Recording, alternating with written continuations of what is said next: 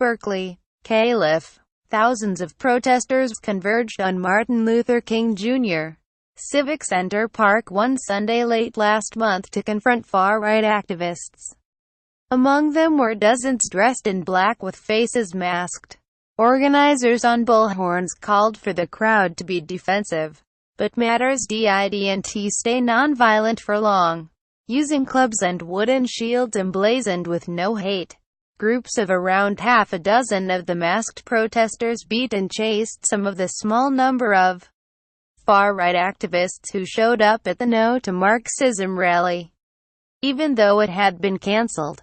Broadly labeled Antifa, for anti-fascist, such protesters are part of a loose affiliation of far-left groups and individuals who unite around a willingness to confront, sometimes violently, anyone they perceive to be an agent of racism, anti-Semitism or fascism, whether white nationalists, far-right extremists, or in some cases members of the media or the police they claim protect those groups. At times, Antifa activists have been credited with defending peaceful protesters. They have also been criticized as instigators. Last month, demonstrators wearing black and promising violence and self-defense showed up at major rallies in Charlottesville, VA, Boston and Berkeley, and at President Donald Trump's Phoenix campaign rally. Berkeley is bracing for more clashes starting this weekend, when conservative activists have said they are planning a series of Free Speech Week events. The Antifa tactics are testing the liberal movement that has galvanized in opposition to Mr. Trump, creating a rift among its leaders, organizers and demonstrators about whether to denounce a radical fringe, some of whose anti-discrimination objectives, if not tactics, they share. James Hannon, a psychotherapist and seasoned liberal organizer in Massachusetts who marched at a recent Boston rally against racism, said elements of the Antifa movement that use confrontational tactics allow others to blur the line between leftist groups and the hate groups against which they protest.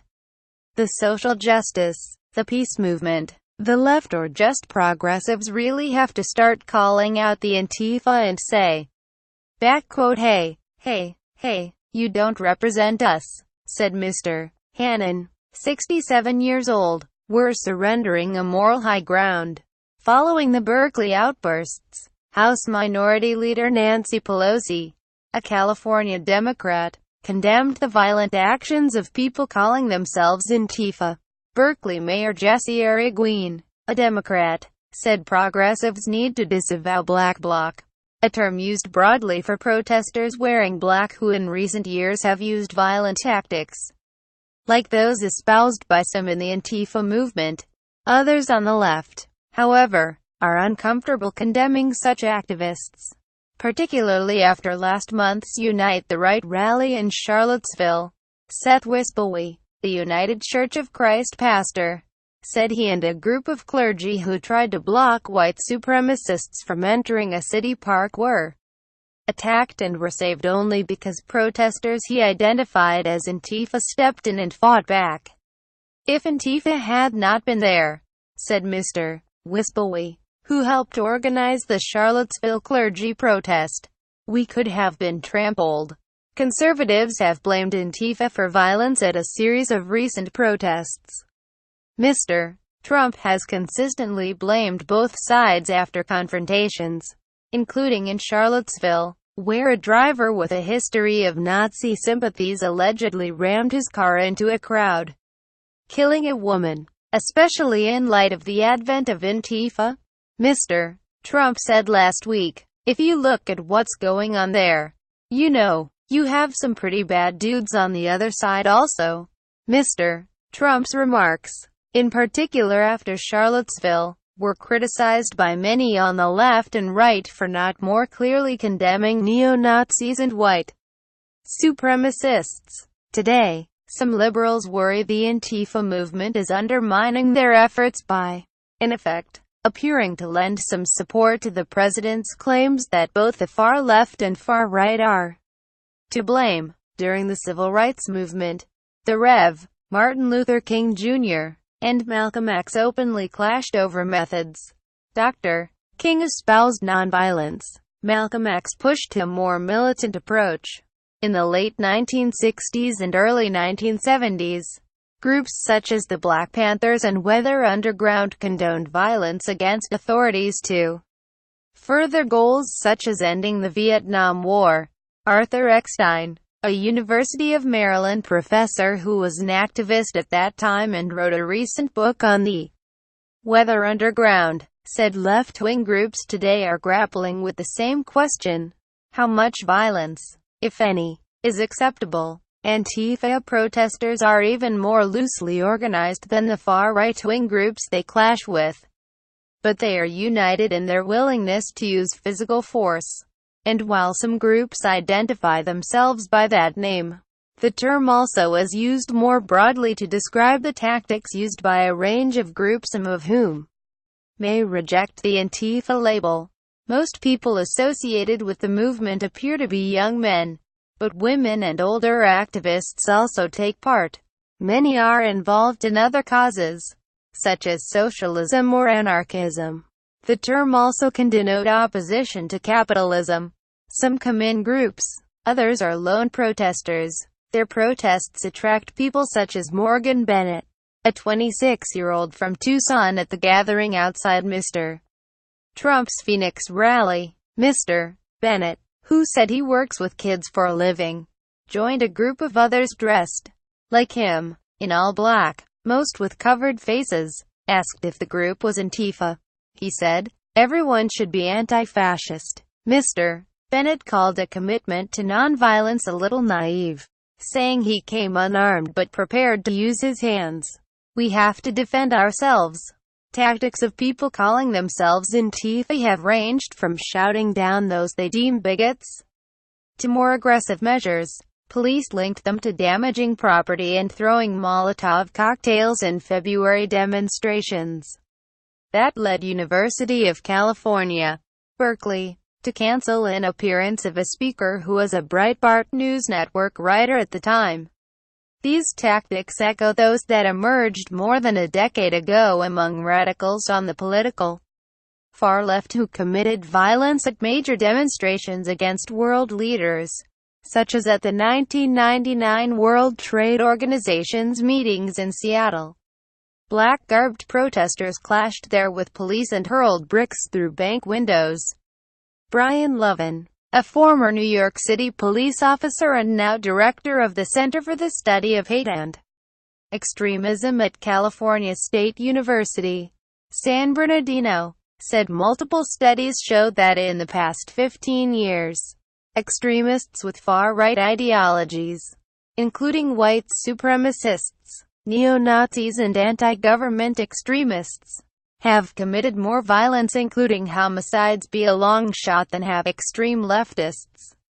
But, he added, the resurgence of these competing extremes is increasingly dangerous and is leading to an escalating number of violent confrontations between the two sides. Protesters calling themselves Antifa often say they are acting defensively and are protecting demonstrators. Many point to Antifa's efforts to keep people in Charlottesville safe. Yet at more recent protests, such as in Boston and Berkeley, they also initiated confrontations, leading to bipartisan complaints that Antifa is imposing mob rule and denying others their rights to assemble, even though Antifa protesters have made up only a small proportion of the crowds.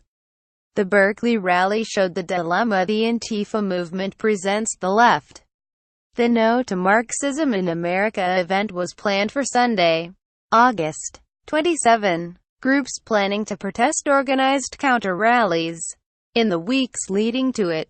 Some organizers, including the National Lawyers Guild, a protest group called Showing Up for Racial Justice, or SURJ, and representatives of groups identifying themselves as Antifa gathered to discuss tactics, said Dan Siegel, a member of the National Lawyers Guild and longtime leftist organizer.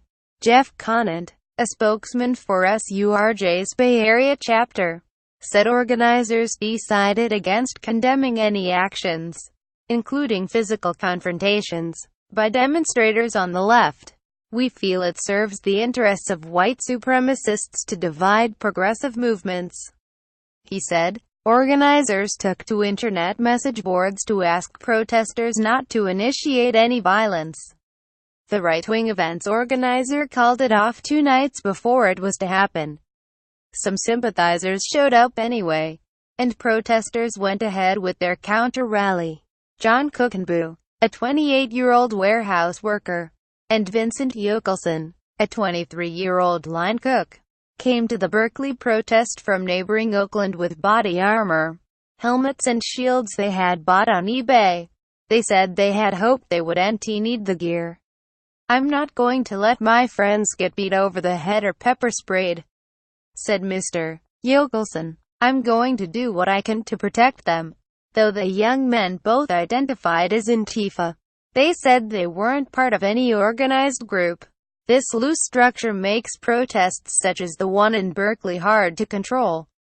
The protesters are all dressed alike, but no one is in charge.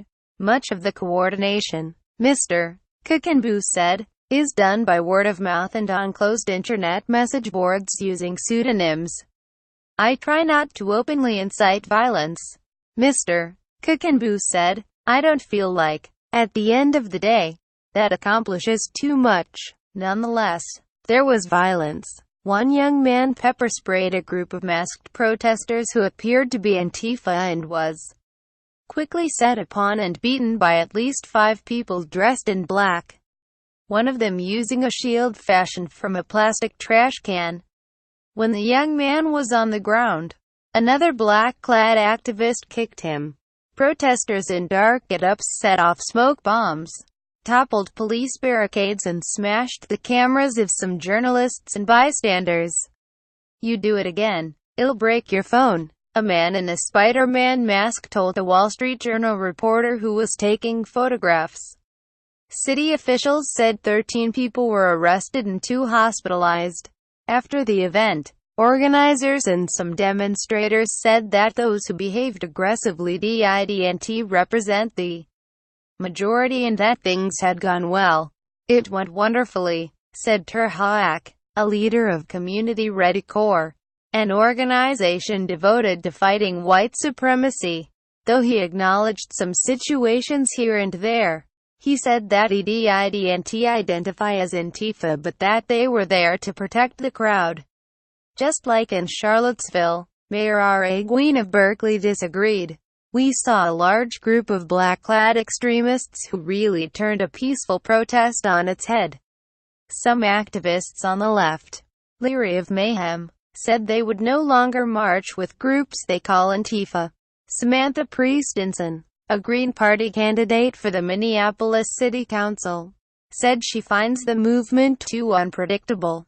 At a March anti-racism rally in Minneapolis, she said, activists chanted "Punch a Nazi in the face" and lighted on fire a scarecrow dressed as a white nationalist. "The people who end up taking the rap for it are black organizers," said Ms. Priestinson, 36, who described herself as a black Latina. In Boston, masked counter-protesters distributed flyers titled "Why Antifa?" The leaflets criticized the liberal approach of believing that elections, courts, the Constitution, a free press, and other institutions would prevent things from going too far. They called for uncompromising militancy against fascists and said Antifa must force their hate out of public spaces by any means necessary. The approach worries Democratic political consultant and activism trainer Stephanie Cox, 35, who joined more than 30,000 in Boston to counter a free speech rally. The initial lineup of attendees overlapped with headliners at the deadly Charlottesville rally. Organizers said the event had no links to white supremacy. Boston's police commissioner said the event was overwhelmingly peaceful. Ms. Cox agreed but said she felt unsettled at times by aggressive, masked activists. Anytime one of them spotted someone they considered a fascist, she said, they rushed to get in people's faces. I had never felt unsafe because of my own side before," said Ms. Cox. "I really think we have to ask ourselves, are we helping to put down white supremacy? Or are we helping to give them talking points?"